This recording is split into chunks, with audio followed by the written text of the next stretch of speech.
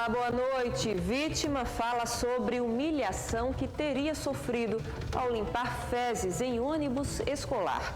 Esse é um dos destaques de hoje e você vai ver também.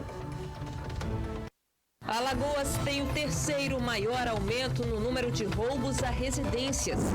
Câmara quer que letreiro seja acionado nos ônibus em caso de roubo ou furto, mas proposta gera polêmica entre rodoviários. E a lenda da mulher da capa preta, já bastante conhecida em Maceió, ganha repercussão nacional após um incidente. Essas e outras notícias a partir de agora no Jornal do Estado.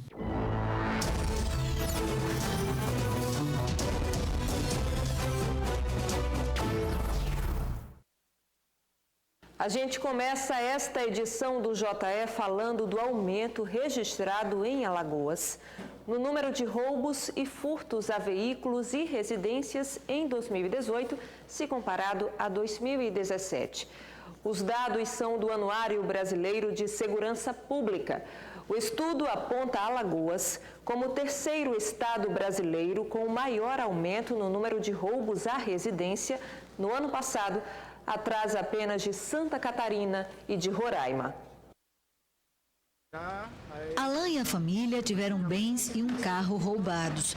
O crime ocorreu durante a madrugada, no bairro da Gruta. 3 homens armados invadiram a casa, eles arrombaram o portão da frente com um pé de cabra, depois arrombaram a porta da frente e entraram gritando, anunciando que era da polícia, mas assim que eu vi, estava claro que não era, porque eles estavam de chinela, assim.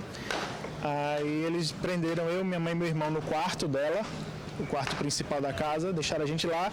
Um deles ficou o tempo todo com a gente, ameaçando, perguntando onde era o cofre. A gente nunca teve cofre, mas eles, acho que é padrão.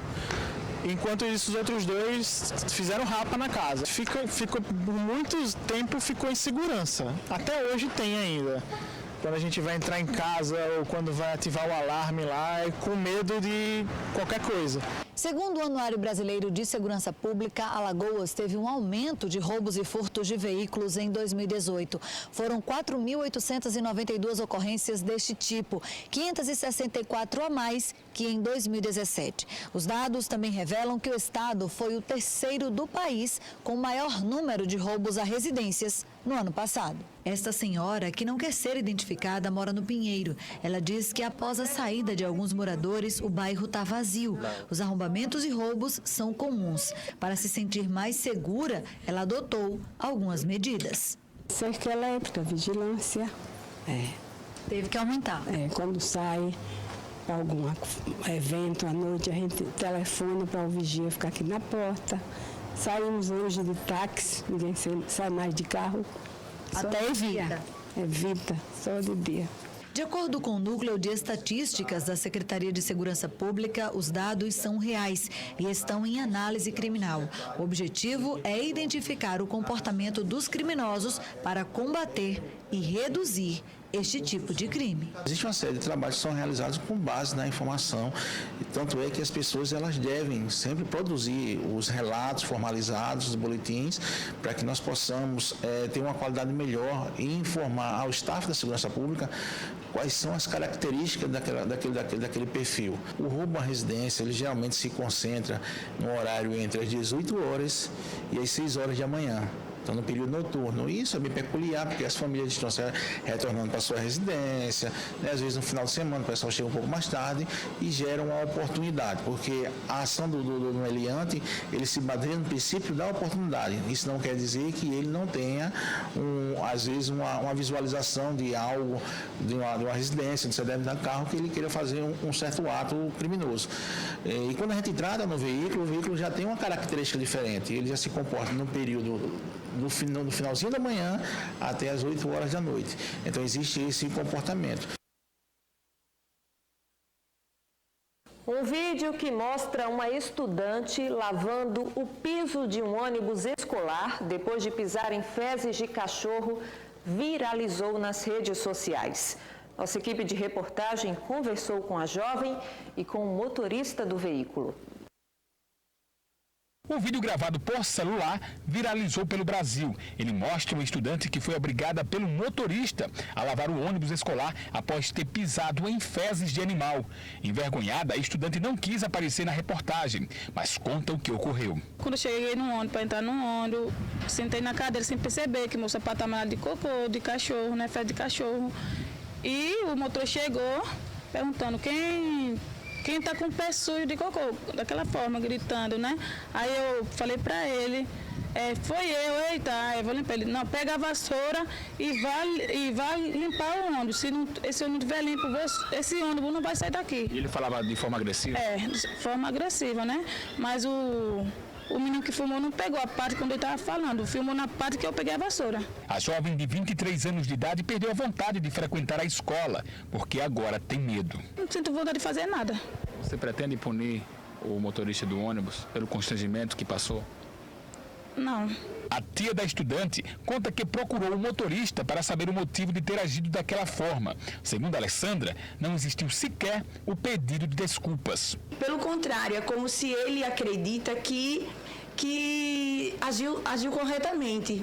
Ele acha que agiu corretamente. Então, assim, a minha revolta foi essa, ver uma pessoa chorando, né, que foi muito humilhada e em nenhum momento você vê arrependimento de maneira alguma. A nossa reportagem encontrou o motorista João Marcelo. Ele explicou a versão dele, alegando que em momento nenhum humilhou a estudante na frente dos colegas da escola. Eu agi com naturalidade.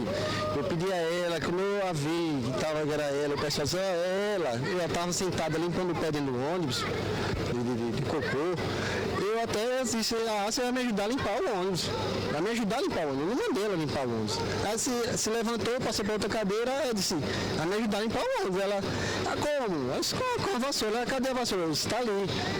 Ela pegou a vassoura, eu botei joguei sabão, joguei a água no local quando ela estava limpando o pé, entendeu? Quando eu percebi que ela não estava, assim, com a vontade de me ajudar, eu tomei a frente e disse, vai limpar seu pé que está no lado de cocô, de merda. Então, o vídeo mostra isso, essa voz que eu estou falando, a mesma coisa.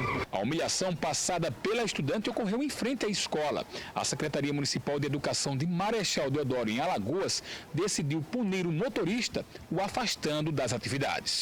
A escola ontem também conversou com todos os alunos da escola, mostrando qual é o posicionamento do município, que nós repudiamos esse tipo de atitude, que não compactuamos com isso. Nosso setor de transporte é orientado a fiscalizar essas rotas diariamente, para que atitudes como essa não cheguem a ocorrer, justamente prezando por oferecer um transporte digno e de qualidade aos deodorenses.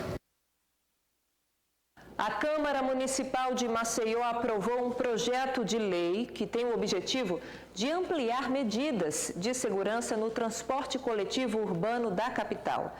O PL pretende que seja implementado no letreiro dos ônibus a frase "socorro, assalto", que deverá ser acionada em caso de roubo ou furto dentro dos veículos.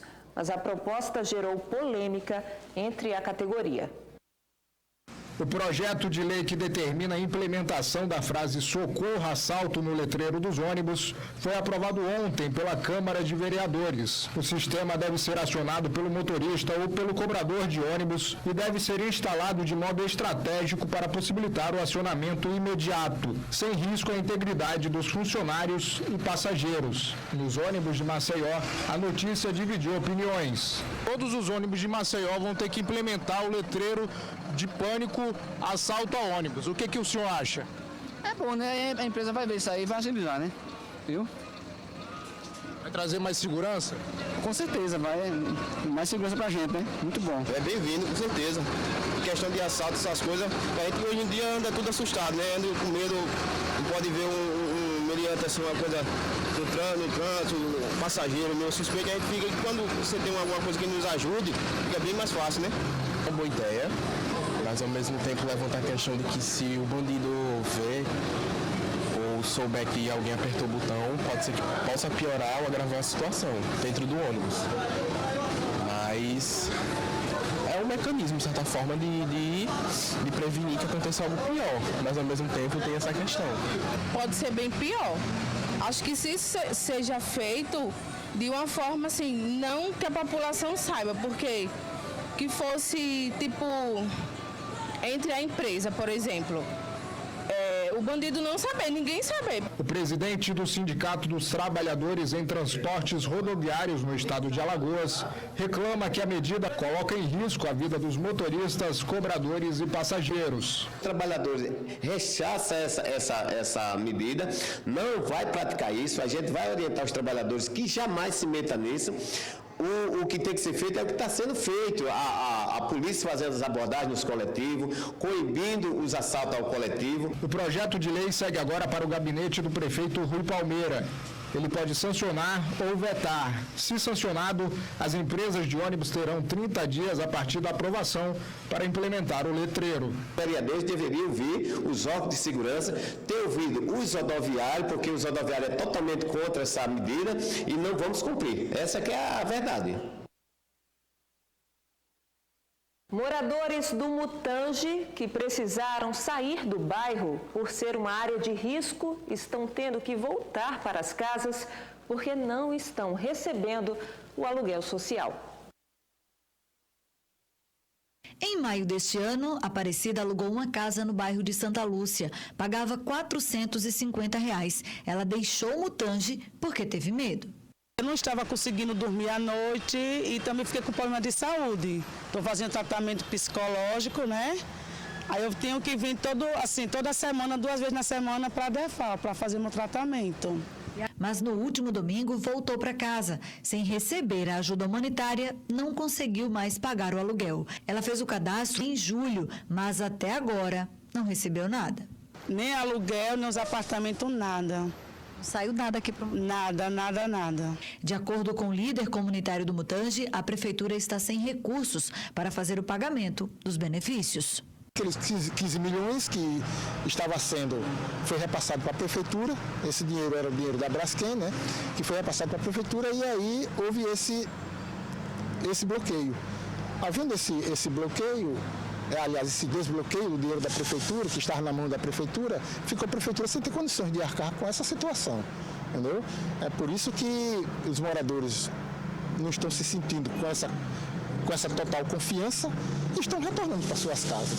Por aqui, várias casas estão marcadas e identificadas. Precisam ser desocupadas, mas sem opção, pessoas como Dona Cida voltam, mesmo ameaçadas pelo medo. Difícil, né? Porque sempre fica com aquele medo, né? O pânico.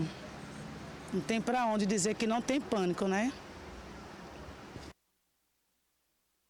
Por meio de nota, a Prefeitura de Maceió informou que cadastrou os moradores da Encosta do Mutange e do Jardim Alagoas, atendendo a ação proposta pelo Ministério Público Estadual e Defensoria Pública Estadual para concessão de aluguel social com recursos da mineradora que estão bloqueados e que está aguardando decisão judicial. A nota diz ainda que, junto com o cadastro social, também houve cadastro no Programa de Habitação e a realocação das famílias depende da autorização do governo federal para destinação de unidades habitacionais do programa Minha Casa Minha Vida. A seguir, já imaginou ficar preso em um cemitério? Isso aconteceu em Maceió e, por conta do incidente, uma lenda da capital ficou conhecida nacionalmente. Eu te conto essa história daqui a pouquinho.